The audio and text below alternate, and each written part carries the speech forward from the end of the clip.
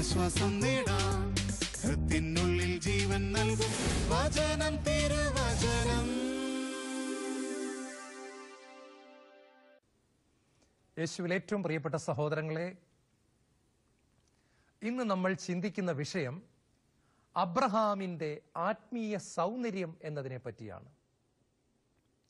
Abraham ഒരു അത്ഭുത മനുഷ്യനാണ്. ജീവിതത്തിൽ മുഴുവനും ദൈവത്തോട് ചേർന്ന് നടന്ന് മക്കളായ നമുക്ക് ഒരുപാട് സന്ദേശങ്ങൾ പകർന്നു തന്ന ഒരു മനുഷ്യൻ. അബ്രഹാമിന്റെ ആത്മീയ സൗന്ദര്യം വെളിപ്പെടുത്തുന്ന മനോഹരമായ രംഗങ്ങൾ നിറഞ്ഞ ഒരു അധ്യായമാണ് ഉൽപ്പത്തി പുസ്തകം 14-ാം അധ്യായം. ഒന്നാമതായിട്ട് നമ്മൾ ചിന്തിക്കുന്നത് യുദ്ധത്തിൽ അബ്രഹാം കാണിക്കുന്ന ആത്മീയ സൗന്ദര്യം. ഉൽപ്പത്തി പുസ്തകം 14-ാമത്തെ അധ്യായത്തിൽ നമ്മൾ ഒരു രംഗം ബൈബിളിൽ കാണുന്നു. 5 രാജാക്കന്മാർ ഒരുമിച്ച് ചേർന്ന് ചുറ്റുപാടുമുള്ള പ്രദേശങ്ങളെയെല്ലാം യുദ്ധത്തിൽ കീഴ്പ്പെടുത്തുകയും അവിടെയുള്ള ജനങ്ങളെയും സമ്പത്തിനെയും എല്ലാം കൊള്ളയടിച്ച് തങ്ങളുടെ ദേശത്തേക്ക് കൊണ്ടുപോകുകയും ചെയ്യുന്നു. അങ്ങനെ ദേശങ്ങളും പ്രദേശങ്ങളും കൊള്ളയടിച്ച് ഇവർ കൊണ്ടുപോകുന്ന കൂട്ടത്തിൽ സോദോം എന്ന് പറയുന്ന പ്രദേശത്തെയും ഇവർ കൊള്ളയടിക്കുന്നു. നമുക്കറിയാം, ആ സമയത്ത് സോദോമിൽ ലോത്തും കുടുംബവും ജീവിച്ചിരുന്നു. ലോത്ത് അബ്രഹാമിന്റെ സഹോദര പുത്രനാണ്. ലോത്തിനെയും കുടുംബാംഗങ്ങളെയും വസ്തുവകകളെയും കൊള്ളയടിച്ചു കൊണ്ടുപോയപ്പോൾ ആ കൂട്ടത്തിലുണ്ടായിരുന്ന രക്ഷപ്പെട്ട ഒരു ഹെബ്രായൻ വളരെ കഷ്ടപ്പെട്ട് പ്രയാസപ്പെട്ട് പല ദേശങ്ങളിലൂടെ യാത്ര ചെയ്ത് ഒടുവിൽ അബ്രഹാമിന്റെ മുമ്പിലെത്തി വിവരം അറിയിക്കുകയാണ്. പ്രഭോ, അങ്ങയുടെ സഹോദരപുത്രനായ ലോത്തിനെയും കുടുംബാംഗങ്ങളെയും 5 രാജാക്കന്മാർ ചേർന്ന് പിടിച്ചുകൊണ്ടുപോയി. സമ്പത്തെല്ലാം അവർ കൊള്ളയടിച്ചു. അവർ അടിമകളായി ഇതാ പിടിക്കപ്പെട്ടിരിക്കുന്നു. യേശുവിൽ ഏറ്റവും പ്രിയപ്പെട്ട സഹോദരങ്ങളെ, ജീവിതത്തിൽ ഒരിക്കൽ പോലും യുദ്ധത്തിന് പോകാത്ത ഒരു വ്യക്തിയാണ് അബ്രഹാം. സമാധാനത്തിന്റെ മനുഷ്യനാണ്. അദ്ദേഹത്തിന്റെ മനസ്സിൽ എന്നും ശാന്തതയായിരുന്നു, സമാധാനമായിരുന്നു. ആരോടും വഴക്കിടാത്ത ഒരു സ്വഭാവമുള്ള മനുഷ്യനാണ് അബ്രഹാം. വേറെ എങ്ങും അബ്രഹാം യുദ്ധം ചെയ്യുന്നതായിട്ട് നമ്മൾ കാണുന്നുമില്ല. എന്നാൽ ഈ ഒരു ഒറ്റ പർട്ടിക്കുലർ പ്ലേസിൽ, ഈ ഒരു പ്രദേശത്ത്, ഈ ഒരു പ്രത്യേക സാഹചര്യത്തിൽ അബ്രഹാം തന്റെ മനസ്സിൽ ഒരു തീരുമാനമെടുക്കുകയാണ്. ഞാൻ യുദ്ധം ചെയ്യും, എൻ്റെ സഹോദര പുത്രനെയും കുടുംബാംഗങ്ങളെയും ഞാൻ വീണ്ടെടുക്കും. തന്റെ ഭവനത്തിൽ പയറ്റിത്തെളിഞ്ഞ് വളർന്നു വന്ന 318 യോദ്ധാക്കളോടൊപ്പം അബ്രഹാം യാത്ര പുറപ്പെടുകയാണ്. ദാൻ എന്ന് പറയുന്ന ഒരു സ്ഥലം വരെ അബ്രഹാം ശത്രുക്കളെ പിന്തുടരുന്നു. അവിടെ വെച്ച് ദൈവത്തിന്റെ മഹാകാരുണ്യത്താൽ അബ്രഹാം വിജയം നേടുകയാണ്. 318 പേരും അബ്രഹാമും കൂടി 10,000-കണക്കിന് വരുന്ന ശത്രുരാജ്യത്തെ പട്ടാളക്കാരെ പരാജയപ്പെടുത്തിയത് തന്നെ ദൈവത്തിന്റെ കൃപ അബ്രഹാമിന്റെ കൂടെ ഉണ്ടായിരുന്നു എന്നുള്ളതിനെ നമുക്ക് വ്യക്തമായിട്ട് കാണിച്ചു തരികയാണ്. ഞാനിന്ന് പ്രധാനമായിട്ടും നിങ്ങളോട് പങ്കുവയ്ക്കാൻ ഉദ്ദേശിക്കുന്ന സന്ദേശം ഇതാണ്. സമാധാനത്തിന് വേണ്ടി നിലകൊണ്ട ഒരു മനുഷ്യൻ എന്തിനു വേണ്ടിയിട്ടാണ് യുദ്ധം ചെയ്തത്? അതും ജീവിതത്തിൽ ഒരിക്കൽ മാത്രം. തനിക്കുണ്ടായിരുന്നതെല്ലാം ലോത്ത് എടുത്തുകൊണ്ടുപോകുന്ന സമയത്തും, നീരോട്ടമുള്ള പ്രദേശം നോക്കി ആടുകളെയുമായി ലോത്ത് പോയ സമയത്തും, നല്ല പ്രദേശം തെരഞ്ഞെടുത്ത് തനിക്ക് മരുഭൂമി കിട്ടിയപ്പോഴും ഒരിക്കലും യുദ്ധത്തിന് പോകാതിരുന്ന അബ്രഹാം, തന്റെ ഭാര്യയെ ഈജിപ്തിലെ രാജാവ് പിടിച്ചുകൊണ്ടുപോയ സമയത്ത് രാജാവിനോട് ഒരിക്കൽ പോലും യുദ്ധത്തിന് പോകാതിരുന്ന അബ്രഹാം, മരണം വരെ സമാധാനത്തിന്റെ മാർഗത്തിൽ പോയിക്കൊണ്ടിരുന്ന അബ്രഹാം ജീവിതത്തിൽ ഒരേ ഒരു ഭാഗത്ത് മാത്രം യുദ്ധം ചെയ്യാൻ തീരുമാനമെടുക്കുകയും യുദ്ധത്തിൽ വിജയം വരിക്കുകയും ചെയ്തു. അതെപ്പോഴാണെന്നറിയാമോ? തൻ്റെ പ്രിയപ്പെട്ട വ്യക്തികളെ ശത്രുക്കൾ പിടിച്ചുകൊണ്ടുപോയി അടിമകളാക്കി എന്ന് കേട്ടപ്പോൾ. യേശുവിന്റെ മാർഗം സമാധാനത്തിന്റെ മാർഗമാണ്. യേശു അറിയപ്പെടുന്നത് തന്നെ സമാധാനത്തിന്റെ പ്രഭു എന്നാണ്. ദൈവവചനം നമ്മളെ ഉത്ബോധിപ്പിക്കുന്നതും ക്രിസ്തുവിന്റെ സമാധാനം നിങ്ങളുടെ ഹൃദയങ്ങളെ ഭരിക്കട്ടെ എന്നാണ്. യേശു പ്രത്യക്ഷപ്പെടുമ്പോഴെല്ലാം പറയുന്ന ഒരു വാക്കാണ് പീസ് ബി വിത്ത് യു, സമാധാനം നിങ്ങളോട് കൂടെ. യേശു ജനിച്ച സമയത്തും മാലാഖമാർ പറഞ്ഞു സമാധാനം നിങ്ങളോട് കൂടെ. ഉയർത്തെഴുന്നേറ്റ യേശു പറഞ്ഞു സമാധാനം നിങ്ങളോട് കൂടെ. ശിഷ്യന്മാരോട് യേശു പറഞ്ഞു, നിങ്ങൾ ഏതെങ്കിലും ഭവനത്തിലോ പ്രദേശത്തോ ചെന്നാൽ സമാധാനം നിങ്ങൾക്കുണ്ടാകട്ടെ എന്ന് നിങ്ങൾ ആശംസിക്കണം. കർത്താവ് സമാധാനത്തിന്റെ ദൈവമാണ്. പരിശുദ്ധാത്മാവിന്റെ ഫലങ്ങളെപ്പറ്റി പറയുമ്പോൾ ഗലാത്യ ലേഖനം 5-ാം അധ്യായത്തിന്റെ 22-ാമത്തെ വാക്യത്തിൽ സ്നേഹം, ആനന്ദം കഴിഞ്ഞാൽ മൂന്നാമത് പറഞ്ഞിരിക്കുന്നത് സമാധാനമാണ്. അങ്ങനെ എന്തുകൊണ്ടും സമാധാനം ദൈവമക്കളായ നമുക്ക് വളരെ പ്രധാനപ്പെട്ടതാണെങ്കിലും നമ്മൾ യുദ്ധം ചെയ്യേണ്ട ചില സമയങ്ങളുണ്ട് എന്ന് ദൈവത്തിന്റെ വചനം നമ്മളെ പഠിപ്പിക്കുകയാണ്. യേശു ക്രിസ്തുവിന്റെ മക്കളായ നമുക്ക് മനുഷ്യരോട് ആരോടും യുദ്ധമില്ല. മനുഷ്യരാരും നമുക്ക് ശത്രുക്കളില്ല. മനുഷ്യരെ എല്ലാം സ്നേഹിക്കാൻ തന്നെയാണ് കർത്താവ് പഠിപ്പിച്ചത്. എങ്കിലും നമുക്ക് 2 പ്രധാനപ്പെട്ട യുദ്ധങ്ങൾ ഉണ്ട് എന്ന് തന്നെ ദൈവത്തിന്റെ വചനം പഠിപ്പിക്കുന്നു. അത് മനുഷ്യരോടല്ല, അത് സാത്താനോടാണ്. ഒന്നാമത്തെ യുദ്ധം എന്ന് പറയുന്നത് ദൈവം നമുക്ക് നൽകിയിരിക്കുന്ന സ്വർഗീയ അനുഗ്രഹങ്ങളെ ശത്രുവായ സാത്താൻ തട്ടിക്കൊണ്ടുപോകാനായിട്ട് വരുമ്പോൾ നമ്മൾ അവനെ എതിർത്ത് നിന്ന് യുദ്ധം ചെയ്യണമെന്ന് ദൈവത്തിന്റെ വചനം പഠിപ്പിക്കുന്നു. യോഹന്നാന്റെ സുവിശേഷം 10-ാമത്തെ അധ്യായത്തിന്റെ 10-ാമത്തെ വാക്യത്തിൽ യേശു പറഞ്ഞു, കള്ളൻ വരുന്നത് മോഷ്ടിക്കുവാനും കൊല്ലുവാനും നശിപ്പിക്കുവാനുമാണ്. പ്രധാനമായിട്ടും കള്ളൻ വരുന്നത് നമ്മുടെ ഭൗതികമായ അനുഗ്രഹങ്ങളെ മോഷ്ടിച്ചു കൊണ്ടുപോകാനല്ല, ആത്മീയമായ അനുഗ്രഹങ്ങളെ മോഷ്ടിച്ചു കൊണ്ടുപോകാൻ വേണ്ടിയിട്ടാണ്. നമ്മുടെ വീട്ടിൽ കള്ളൻ കയറിയാൽ അലൂമിനിയം പാത്രങ്ങൾ കള്ളന്മാർ കൊണ്ടുപോകാറില്ല. സ്വർണം എവിടെയാണ് വച്ചിരിക്കുന്ന ഓർത്താണ് കള്ളന്മാർ വീടിൻ്റെ അകത്ത് കയറുന്നത്. പണമുണ്ടോ, സ്വർണമുണ്ടോ, ഇതൊക്കെയാണ് അവർ നോക്കുന്നത്. പ്രിയപ്പെട്ട സഹോദരങ്ങളെ, സാത്താൻ നമ്മുടെ ജീവിതത്തിലേക്ക് കടന്നു വരുമ്പോൾ അവൻ ആദ്യം നോക്കുന്നത് നമ്മുടെ രക്ഷയെ തട്ടി തെറിപ്പിക്കാൻ സാധിക്കുമോ എന്നാണ്. രണ്ടാമത് അവൻ നോക്കുന്നത് നമ്മുടെ നിത്യജീവനെ തട്ടിക്കൊണ്ടുപോകാൻ പറ്റുമോ എന്നുള്ളതാണ്. മൂന്നാമത് അവൻ നോക്കുന്നത് നമ്മുടെ വിശുദ്ധിയെ കൊണ്ടുപോകാൻ പറ്റുമോ എന്നുള്ളതാണ്. നാലാമത് അവൻ നോക്കുന്നത് നമ്മുടെ അഭിഷേകത്തെ കൊണ്ടുപോകാൻ പറ്റുമോ എന്നുള്ളതാണ്. അഞ്ചാമത് അവൻ നോക്കുന്നത് ദൈവത്തോടുള്ള നമ്മുടെ അനുസരണത്തെ കൊണ്ടുപോകാൻ പറ്റുമോ എന്നുള്ളതാണ്. ആറാമത് അവൻ നോക്കുന്നത് നമ്മുടെ സമർപ്പണത്തെ കൊണ്ടുപോകാൻ പറ്റുമോ എന്നുള്ളതാണ്. ഇതെല്ലാം ഏതെങ്കിലും വിധത്തിൽ കൊണ്ടുപോകാനായിട്ട് അവൻ ശ്രമിക്കും. അവൻ വരുമ്പോൾ അവനോട് യുദ്ധം ചെയ്യണമെന്ന് ദൈവത്തിന്റെ വചനം പറയുന്നു. സമാധാനത്തിന്റെ പ്രഭുവായ യേശു നമ്മളോട് പറയുന്നു, സാത്താനുമായിട്ട് നിങ്ങൾക്ക് ഒരു യുദ്ധമുണ്ട്. യാക്കോബിന്റെ ലേഖനം 4-ാമത്തെ അധ്യായത്തിൽ യാക്കോബ് പറയുന്നുണ്ട്, resist the devil, he will flee from you. സാത്താനെ നിങ്ങൾ ചെറുക്കണം. ഒരു ക്രിസ്ത്യാനി അല്ലെങ്കിൽ യേശു ക്രിസ്തുവിനെ ഹൃദയത്തിൽ കൊണ്ടു നടക്കുന്ന ഒരു ദൈവ പൈതൽ ഒരു യുദ്ധം ചെയ്യണം. അത് 24 മണിക്കൂറും ചെയ്യേണ്ട ഒരു യുദ്ധമാണ്. പാപത്തിന്റെ പ്രലോഭനങ്ങളോട് ചെയ്യേണ്ട ഒരു യുദ്ധമാണ്. സാത്താൻ വരുമ്പോൾ ചെയ്യേണ്ട ഒരു യുദ്ധമാണ്. 2 കൊരിന്ത്യർ 10-ാം അധ്യായത്തിന്റെ 3 മുതലുള്ള വചനങ്ങൾ വായിക്കുമ്പോൾ നമ്മൾ ഇപ്രകാരം കാണുകയാണ്, ഞങ്ങൾക്ക് പോരാട്ടമുള്ളത് ജഡമാംസ രക്തങ്ങളോടല്ല, പകരം ഞങ്ങൾക്ക് യുദ്ധമുള്ളത് ഒരു ആത്മീയ യുദ്ധമാണ്.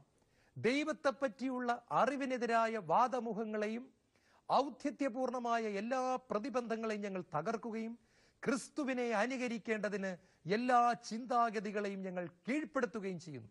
അപ്പോസ്തലനായ പൗലോസ് പറയാണ്, എനിക്ക് ഒരു യുദ്ധമുണ്ട്, അത് മനുഷ്യരോടല്ല, അത് എന്നോട് പോരടിക്കുന്ന പ്രലോഭനങ്ങളോട്, പ്രലോഭനമെന്ന ചൂണ്ടയുമായി എൻ്റെ നേരെ വരുന്ന സാത്താനോട്, എൻ്റെ ചിന്താ മണ്ഡലത്തിൽ യേശു ക്രിസ്തുവിൻ്റെ മനസ്സിന് വിപരീതമായി കടന്നു വരുന്ന സകല ചിന്തകളോടും ഞാൻ പോരടിക്കുകയും സകല ചിന്തകളെയും ഞാൻ എൻ്റെ ചിന്താ മണ്ഡലത്തിൽ വെച്ച് തന്നെ കീഴ്പ്പെടുത്തുകയും ചെയ്യുന്നു.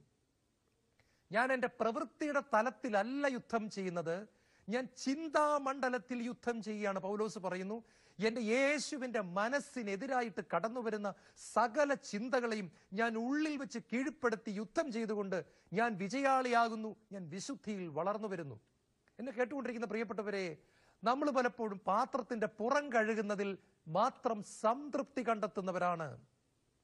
നമ്മുടെ ജീവിതത്തിന്റെ പുറമേ കാണിക്കാവുന്ന മുഴുവനും നമ്മൾ കാണിച്ചിട്ട് നമ്മൾ വിശുദ്ധിയിൽ വളരുന്നുവെന്ന് വ്യർത്ഥമായി അഹങ്കരിക്കുന്നവരുമാണ്. അതുകൊണ്ടാണ് യേശു പറഞ്ഞത്, നിങ്ങൾ ആദ്യം പാത്രത്തിന്റെ അകം കഴുകുവിൻ, അതിനുശേഷം പുറം കഴുകിയാൽ മതി എന്ന്. പാത്രത്തിന്റെ അകം കഴുകുക എന്ന് യേശു പറഞ്ഞതിന്റെ അർത്ഥം ആന്തരിക മനുഷ്യൻ ശക്തനായി തീരണം, ഉള്ളിലെ മനുഷ്യൻ വിശുദ്ധനായി തീരണം. പുറമേയുള്ള മനുഷ്യനേക്കാളും അധികം ശ്രദ്ധിക്കേണ്ടത് അകത്തെ മനുഷ്യന്റെ കാര്യത്തിലാണ്. ഈ അകത്ത മനുഷ്യനെ പറ്റിയാണ് പൗലോസ് ശ്ലീഹ പറയുന്നത്, എൻ്റെ ആന്തരിക മനുഷ്യൻ അനുനിമിഷം ശക്തനാകുന്നു, എൻ്റെ ബാഹ്യ മനുഷ്യൻ വൃദ്ധനായിക്കൊണ്ടിരിക്കുന്നു, വയസ്സനായിക്കൊണ്ടിരിക്കുന്നു, ശക്തി കുറഞ്ഞുകൊണ്ടിരിക്കുന്നു. എങ്കിലും എൻ്റെ ഉള്ളിലെ മനുഷ്യൻ, മൈ ഇന്നർ മാൻ, എൻ്റെ അകത്ത മനുഷ്യൻ ശക്തനാകുന്നു. അതിന് പ്രധാനമായിട്ടും പൗലോസ് പറയുന്ന കാരണം, ഞാൻ എൻ്റെ ചിന്താ മണ്ഡലത്തിൽ യുദ്ധം ചെയ്യുന്നു. എഫേസുസുകാർക്ക് എഴുതിയ ലേഖനം 6-ാം അധ്യായത്തിന്റെ 12-ാമത്തെ തിരുവചനത്തിലും അപ്പോസ്തലനായ പൗലോസ് സഭയ്ക്ക് എഴുതുമ്പോൾ പറയുന്നുണ്ട്, നിങ്ങൾക്ക് ഒരു യുദ്ധമുണ്ട്. സ്വർഗീയ ഇടങ്ങളിൽ വസിക്കുന്ന തിന്മയുടെ ദുരാത്മാക്കൾക്കെതിരായിട്ട് നിങ്ങൾക്കൊരു യുദ്ധമുണ്ട്. ഏതാണ് ഈ സ്വർഗീയ ഇടങ്ങളിൽ വസിക്കുന്ന തിന്മയുടെ ദുരാത്മാക്കൾ? സ്വർഗീയ ഇടമെന്ന് പറയുന്നത് എവിടെയാണ് പ്രിയപ്പെട്ടവരെ? പ്രാർത്ഥനാ ഗ്രൂപ്പുകൾ, ധ്യാന കേന്ദ്രങ്ങൾ, ഒരുപാട് പ്രാർത്ഥനകൾ നടക്കുന്ന സ്ഥലങ്ങൾ, കുടുംബ പ്രാർത്ഥന നടക്കുന്ന കുടുംബങ്ങൾ, പ്രാർത്ഥിക്കുന്ന ദൈവമക്കൾ, പ്രാർത്ഥനയിൽ വളരാൻ ആഗ്രഹിക്കുന്ന ദൈവമക്കൾ, ഇതൊക്കെയാണ് സ്വർഗീയ ഇടങ്ങൾ. ഈ സ്വർഗീയ ഇടങ്ങളെ മാത്രം ലക്ഷ്യം വെച്ച് പ്രവർത്തിക്കുന്ന അന്ധകാര ശക്തികളുണ്ട്. സ്വർഗീയ ഇടങ്ങളെ ടാർഗറ്റ് ചെയ്തിരിക്കുന്ന, സ്വർഗീയ ഇടങ്ങളെ തകർക്കാൻ ശ്രമിക്കുന്ന അന്ധകാര ശക്തികളുണ്ട്. അവരോട് നമ്മൾ ഓരോ നിമിഷവും പോരടിക്കണമെന്ന് തന്നെയാണ് പൗലോസ് അപ്പോസ്തലൻ പറയുന്നത്. പ്രിയപ്പെട്ടവരെ, പ്രലോഭനത്തെ ജയിക്കാതെ നമുക്കൊരിക്കലും വിശുദ്ധിയിൽ വളരാൻ സാധ്യമല്ല. പ്രലോഭനത്തെ തോൽപ്പിക്കാതെ നമുക്കൊരിക്കലും അഭിഷേകത്തിൽ വളരുവാൻ സാധ്യമല്ല. അതുകൊണ്ടാണ് പൗലോസ് ശ്ലീഹ തിമോത്തിക്ക്, തന്റെ യങ് ഡിസൈപ്പിളായ, തന്റെ ചെറുപ്പക്കാരനായ ശിഷ്യൻ അവൻ വളർന്നു വരുന്നത് കണ്ടപ്പോൾ വാർദ്ധക്യത്തിലേക്ക് എത്തിക്കൊണ്ടിരുന്ന പൗലോസ് ഈ പ്രിയപ്പെട്ട ശിഷ്യന് കത്തെഴുതുമ്പോൾ ശിഷ്യനെ പ്രത്യേകമായിട്ട് ഓർമ്മിപ്പിക്കുകയാണ്, fight the good fight of faith and hold on to eternal life. വിശ്വാസത്തിന്റെ നല്ല പോരാട്ടം നടത്തുകയും നിത്യജീവനെ മുറുകെ പിടിക്കുകയും ചെയ്യണം. പ്രിയപ്പെട്ട തിമോത്തി, നിന്റെ നിത്യജീവനെ മോഷ്ടിച്ചു കൊണ്ടുപോകാൻ സാത്താൻ വരുന്നുണ്ട്. അത് ചിന്താമണ്ഡലത്തിലാണ് വരുന്നത്. നീ അവനോട് യുദ്ധം ചെയ്യണം. നിത്യജീവനെ നീ മുറുകെ പിടിക്കണം. Hold on to eternal life. നീ അതിനെ വിട്ടുകൊടുക്കരുത്. നീ അതിനെ മുറുകെ പിടിക്കണം. പരിശുദ്ധാത്മശക്തിയിൽ നീ അതിനെ മുറുകെ പിടിക്കണം. അതിനുവേണ്ടി നീ ഒരു യുദ്ധം ചെയ്യണം. അബ്രഹാം യുദ്ധം ചെയ്തതുപോലെ നമുക്കൊരു യുദ്ധമുണ്ട്. അത് മനുഷ്യരോടല്ല. പുതിയ നിയമത്തിൽ നമുക്ക് മനുഷ്യരോട് യുദ്ധമില്ല. പകരം യുദ്ധമുള്ളത് നമ്മുടെ ആത്മാവിന്റെ ശത്രുവായ സാത്താനോടാണ്. യേശുവിന്റെ മനസ്സിനെതിരായ ചിന്തകൾ, സ്വാർത്ഥതയുടെ ചിന്തകൾ, അസൂയയുടെ ചിന്തകൾ, വെറുപ്പിന്റെ ചിന്തകൾ, അഹങ്കാരത്തിന്റെ ചിന്തകൾ, എനിക്ക് ഒരു പാര പണിതവനിട്ട് തിരിച്ചൊരു പാര പണിയണമെന്നുള്ള ചിന്തകൾ, ഇതെല്ലാം നമ്മുടെ നേരെ വരുന്ന കൂരമ്പുകളാണ്. ഇതിനെ ഉള്ളിൽ വെച്ച് തന്നെ തോൽപ്പിച്ചുകൊണ്ട് വിശുദ്ധിയിൽ വളരുന്ന ഒരു യുദ്ധം ചെയ്യണമെന്ന് ദൈവം നമ്മളെ ഓർമ്മിപ്പിക്കുന്നു. രണ്ടാമത് നമുക്കുള്ള യുദ്ധം ഏതാണെന്നറിയാമോ? നമ്മുടെ പ്രിയപ്പെട്ട മനുഷ്യരെ, ദൈവത്തിന്റെ ഛായയിൽ സൃഷ്ടിക്കപ്പെട്ട മനുഷ്യരെ സാത്താൻ അടിമകളാക്കി വച്ചിരിക്കുമ്പോൾ അവരെ സാത്താന്റെ രാജ്യത്തു നിന്ന് മോചിപ്പിക്കുന്ന ഒരു യുദ്ധവും കൂടെ നമുക്കുണ്ട്. ഈ രണ്ട് യുദ്ധങ്ങളും ഒരേ സമയം നമ്മൾ ചെയ്യേണ്ട യുദ്ധമാണ്. അതും മനുഷ്യരോടല്ല, സാത്താനോടാണ്. യാക്കോബ് ശ്ലീഹ എഴുതിയ ലേഖനം 5-ാം അധ്യായം അതിന്റെ 19-ാമത്തെ തിരുവചനത്തിൽ ഇങ്ങനെയാണ് പറയുന്നത്, പാപത്തിൽ കഴിയുന്ന ഒരു മനുഷ്യനെ അവന്റെ പാപത്തിൽ നിന്ന് മോചിപ്പിക്കുന്നവൻ തൻ്റെ ആത്മാവിനെ പാപത്തിൽ നിന്ന് രക്ഷിക്കുകയും തൻ്റെ നിരവധിയായ പാപങ്ങൾക്ക് പ്രായശ്ചിത്തം ചെയ്യുകയും ചെയ്യുന്നു. പ്രിയപ്പെട്ട സഹോദരങ്ങളെ, യാക്കോബിന്റെ ലേഖനം അവസാനിക്കുക. യാക്കോബ് ഒരൊറ്റ ലേഖനമേ ബൈബിളിൽ എഴുതിയിട്ടുള്ളൂ. നമുക്കറിയാം, ഈ ലേഖനത്തിന്റെ അവസാന ഭാഗത്തെന്നൊക്കെ പറയുമ്പോൾ വളരെ പ്രധാനപ്പെട്ട കാര്യങ്ങൾ എഴുതുന്നതാണ്. അവിടെ യാക്കോബ് പറയുകയാണ്, നിങ്ങൾക്ക് പ്രിയപ്പെട്ട ആരെയെങ്കിലും സാത്താൻ ബന്ധിച്ചു കൊണ്ടുപോയി പാപത്തിലും അടിമത്തത്തിലും അവൻ കെട്ടിയിട്ടിരിക്കുന്നത് കണ്ടാൽ നിങ്ങൾ അതിനെ കൈയും കെട്ടി നോക്കി നിൽക്കരുത്. പകരം നിങ്ങൾ അവനോട് യുദ്ധം ചെയ്ത് അവരെ വീണ്ടെടുത്ത് ദൈവരാജ്യത്തിലേക്ക് കൊണ്ടുവരണം. ഇതിന്റെ പേരാണ് ഇവാഞ്ചലൈസേഷൻ അഥവാ സുവിശേഷീകരണം. പ്രിയപ്പെട്ട സഹോദരങ്ങളെ, യഥാർത്ഥ സുവിശേഷീകരണം മതം മാറ്റുന്നതല്ല. അടിമയായി കിടക്കുന്ന ഒരു മനുഷ്യനെ മോചിപ്പിച്ച് അവന് കിട്ടേണ്ട ഗ്ലോറി, അവന് കിട്ടേണ്ട മഹത്വം, അവന് കിട്ടേണ്ട സ്വർഗീയ അനുഗ്രഹങ്ങൾ അവന് വാങ്ങിച്ചു കൊടുക്കുന്ന ശുശ്രൂഷയുടെ പേരാണ് സുവിശേഷീകരണം. അല്ലാതെ അത് യഥാർത്ഥത്തിൽ മതമാറ്റമല്ല. പകരം നരകത്തിലേക്ക് പൊയ്ക്കൊണ്ടിരിക്കുന്ന ഒരു മനുഷ്യനെ തടഞ്ഞു നിർത്തി അവനെ കുരിശിന്റെ താഴെ കൊണ്ടുവന്ന് കഴുകിയെടുത്ത്, യേശുവിന്റെ രക്തത്താൽ കഴുകിയെടുത്ത് സ്വർഗത്തിന് അവകാശിയാക്കി മാറ്റി അവനെ അഭിഷേകം നിറഞ്ഞ് അവനെ നിത്യജീവൻ അവകാശിയാക്കി മാറ്റുന്ന പ്രക്രിയയുടെ പേരാണ് സുവിശേഷീകരണം. ഇത് ഒരു യുദ്ധം തന്നെയാണ്. കാരണം പലപ്പോഴും നമ്മുടെ വീട്ടിൽ ചിലരെയൊക്കെ സാത്താൻ ബന്ധിച്ചിട്ടിരിക്കുന്നത് കണ്ട സങ്കടമാണ്. വർഷങ്ങളായി മദ്യപാനത്തിൽ കിടക്കുന്നവർ, വർഷങ്ങളായി വ്യഭിചാരത്തിൽ കഴിയുന്നവർ, മയക്കുമരുന്നിന് അടിമകളായിക്കൊണ്ടിരിക്കുന്നവരുടെ കാര്യം കേരളത്തിൽ നമ്മൾ ഓരോ നിമിഷവും കേൾക്കുന്നു. ഇങ്ങനെ പല വിധത്തിലും അന്ധകാരത്തിന്റെ പ്രവൃത്തികളിൽ കിടക്കുന്നവരെ പ്രാർത്ഥനയാലും ഉപവാസത്താലും മോചിപ്പിച്ചെടുക്കണമെന്ന് ദൈവത്തിന്റെ വചനം നമ്മളെ ഓർമ്മിപ്പിക്കുകയാണ്. ഫ്രാൻസിസ് അസീസി ഒരിക്കൽ യേശുവിനോട് പറഞ്ഞു, കർത്താവേ, എനിക്ക് ആദ്യം ഒന്ന് പരിപൂർണ വിശുദ്ധനാകണം, ഒരു പാപവും ചെയ്യാതെ ജീവിക്കണം, അതിനുശേഷം ഞാൻ പാപത്തിൽ കഴിയുന്നവരെ രക്ഷിക്കാൻ പോകാം. കാരണം എന്നിൽ കുറവുകൾ ഉള്ളപ്പോൾ ഞാൻ എങ്ങനെയാണ് മറ്റുള്ളവരെ രക്ഷിക്കാനായിട്ട് പോകുന്നത്? യേശു ഫ്രാൻസിസിനോടൊരു മറുപടി കൊടുത്തു. ഫ്രാൻസിസേ, അങ്ങനെയാണെങ്കിൽ നിനക്ക് ഈ ഭൂമി വെച്ച് ഒരിക്കൽ പോലും സുവിശേഷീകരണം ചെയ്യേണ്ടതായിട്ട് വരികയില്ല. കാരണം ഒരു പാപവും ഇല്ലാത്ത അവസ്ഥയിൽ ഈ ഭൂമിയിൽ വെച്ച് ആരും എത്തുകയില്ല. അതുകൊണ്ട് മോനെ, പ്രിയപ്പെട്ട ഫ്രാൻസിസെ, രണ്ട് കാര്യങ്ങൾ നിന്നിൽ ഒരുപോലെ സംഭവിക്കണം. ഒരു പക്ഷിക്ക് രണ്ട് ചിറകുകൾ ഉള്ളതുപോലെ, ഒരു നാണയത്തിന് രണ്ട് വശങ്ങൾ ഉള്ളതുപോലെ, എൻ്റെ മോനെ ഫ്രാൻസിസെ, നിന്റെ വിശുദ്ധീകരണവും മറ്റുള്ളവരുടെ രക്ഷയും ഒരേ സമയം നിന്നിലൂടെ നടക്കണം. ഒരേ സമയം നീ എന്നിൽ വളർന്നു വരികയും വേണം. അതേ സമയത്ത് തന്നെ നിന്റെ കൈകൾ നീട്ടി നീ മറ്റുള്ളവരെ നരകത്തിയിൽ നിന്ന് പൊക്കിയെടുക്കുകയും വേണം. ഫ്രാൻസിസിന്റെ ജീവിതം പാടെ മാറുകയാണ്. ഫ്രാൻസിസ് ഒരേ സമയം വിശുദ്ധിയിലും വളർന്നു, അതേസമയം യുദ്ധം ചെയ്ത് അടിമത്തത്തിൽ കഴിയുന്ന മനുഷ്യരെ മോചിപ്പിക്കുകയും ചെയ്തു. രണ്ടാമതായിട്ട്, ആരാധനയോട് അബ്രഹാമിനുണ്ടായിരുന്ന മനോഭാവം അബ്രഹാമിന്റെ ആത്മീയ സൗന്ദര്യത്തെ വെളിപ്പെടുത്തുകയാണ്. യുദ്ധത്തിൽ ജയിച്ചു വരുന്ന അബ്രഹാമിനെ കണ്ടപ്പോൾ ഉൽപ്പത്തി പുസ്തകം 14-ാം അധ്യായം 19 മുതലുള്ള വാക്യങ്ങൾ വായിക്കുമ്പോൾ കാണാം, സാലേമിന്റെ രാജാവായിരുന്ന മെൽക്കിസെദേക്ക് അപ്പവും വീഞ്ഞുമായിട്ട് കടന്നു വന്നിട്ട് പറഞ്ഞു, അബ്രഹാമേ, നിനക്ക് വിജയം തന്ന അത്യുന്നതനായ ദൈവം, ആകാശത്തിന്റെയും ഭൂമിയുടെയും കർത്താവായ ദൈവം അനുഗ്രഹിക്കപ്പെട്ടവൻ, അവിടുത്തെ കൃപാകടാക്ഷം നിന്റെ മേലുണ്ടാകട്ടെ. ഇത് പറഞ്ഞു കേട്ടതും ആരും ചോദിക്കാതെ തന്നെ അബ്രഹാം തനിക്ക് കിട്ടിയതിന്റെ ദശാംശം, തന്റെ കയ്യിലുണ്ടായിരുന്ന സമ്പത്തിന്റെ ദശാംശം എടുത്ത് ഈ പുരോഹിതന് കൊടുത്തുകൊണ്ട് ദൈവത്തെ ആരാധിക്കുകയാണ്. പ്രിയപ്പെട്ടവരെ, ബൈബിൾ പഠിക്കുമ്പോൾ നമുക്ക് കാണാം, യഥാർത്ഥ ആരാധന എന്ന് പറയുന്നത് വെറുതെ സ്വരമിടുന്നത് മാത്രമല്ല, അത് ഒരു പാർട്ട് മാത്രമേ ആകുന്നുള്ളൂ.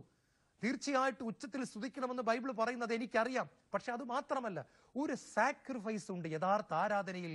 ഒരു ഉടയലുണ്ട്, ഒരു ത്യാഗമുണ്ട്, ഒരു ബലിയുണ്ട്. എന്തെങ്കിലും ഒന്ന് നൽകുന്നതിന്റെ പേരാണ് ആരാധന.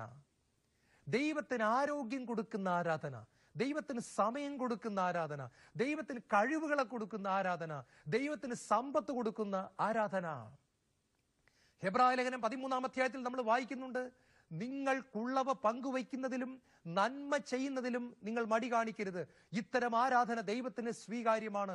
അബ്രഹാം ഇവിടെ ദൈവത്തോട് പറഞ്ഞത് ഇതാണ്, ദൈവമേ, യുദ്ധത്തിൽ ഞാൻ വിജയിച്ചെങ്കിൽ 318 പട്ടാളക്കാരുമായി പോയി 10,000 പട്ടാളക്കാരെ പരാജയപ്പെടുത്തിയെങ്കിൽ അതിന്റെ കാരണം അബ്രഹാമും പട്ടാളക്കാരുമല്ല, അത് അങ്ങ് തന്നെയാണ് അതിന്റെ കാരണം. I worship you, I adore you. ഞാൻ അങ്ങേ ആരാധിക്കുന്നു, ഞാൻ അങ്ങേ സ്തുതിക്കുന്നു, ഞാൻ അങ്ങേ മഹത്വപ്പെടുത്തുന്നു കർത്താവേ. എന്റെ സമ്പത്ത് കൊണ്ട് ഞാൻ അങ്ങേ ആരാധിക്കുന്നു. സുഭാഷിതങ്ങളുടെ പുസ്തകം 3-ാം അധ്യായം 9-ാം തിരുവചനം, കർത്താവിനെ നിന്റെ സമ്പത്ത് കൊണ്ടും നിന്റെ ഉൽപ്പന്നങ്ങളുടെ ആദ്യ ഫലങ്ങൾ കൊണ്ടും നീ ആരാധിക്കണം, നീ മഹത്വപ്പെടുത്തണം.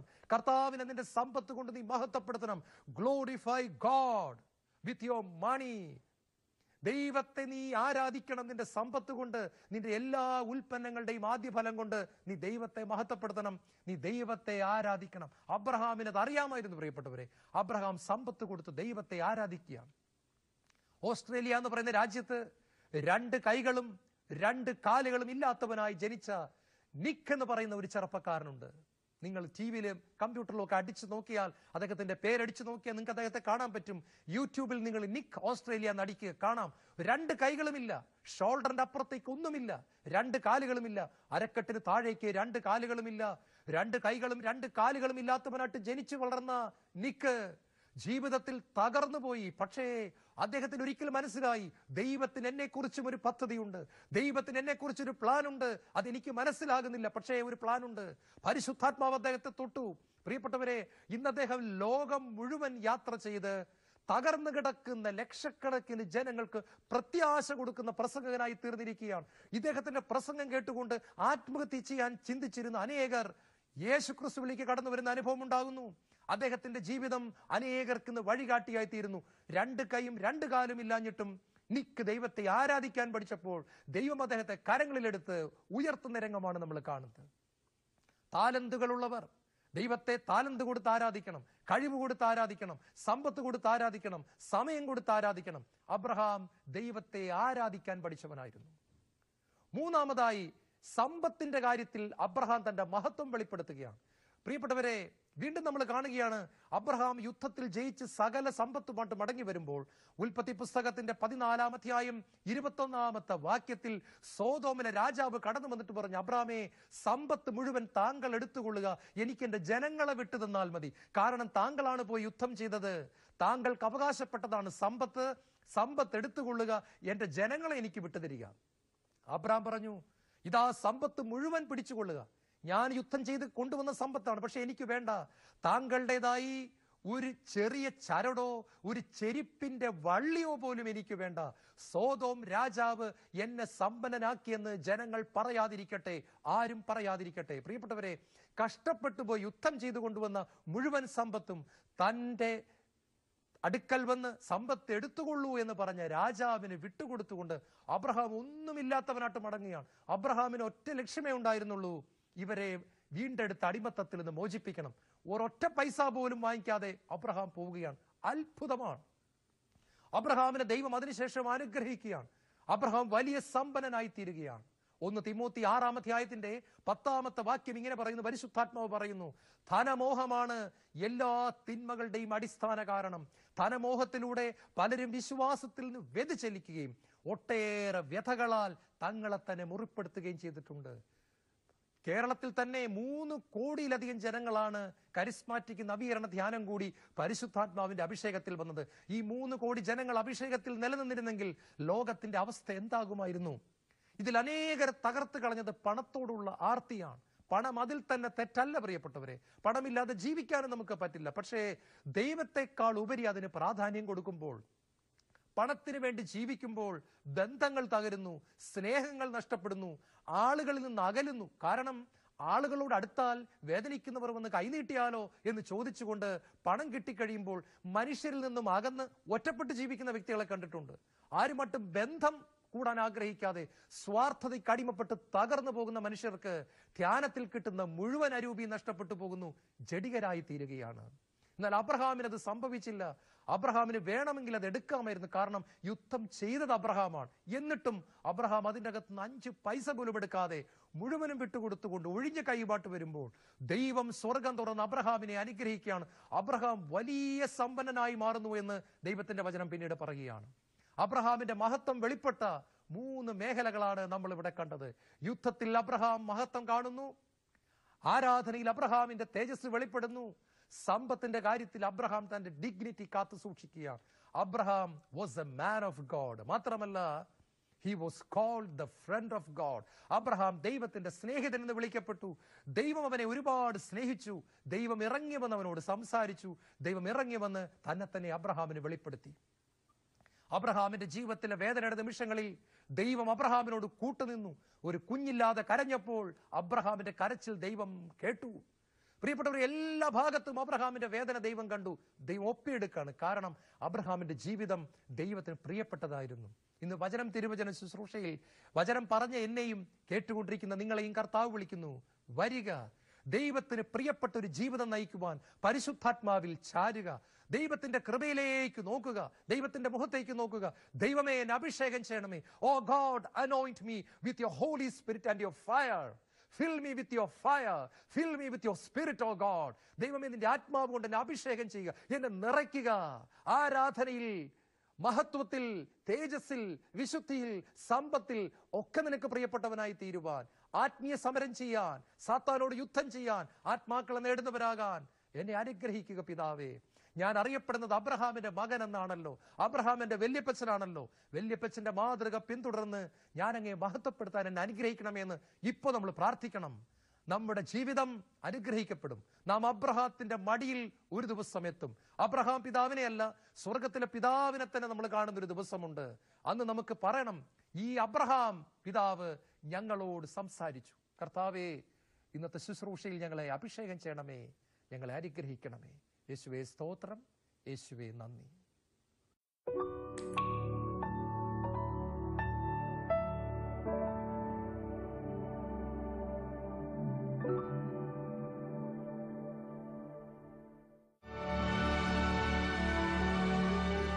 അങ്ങ് പാവപ്പെട്ട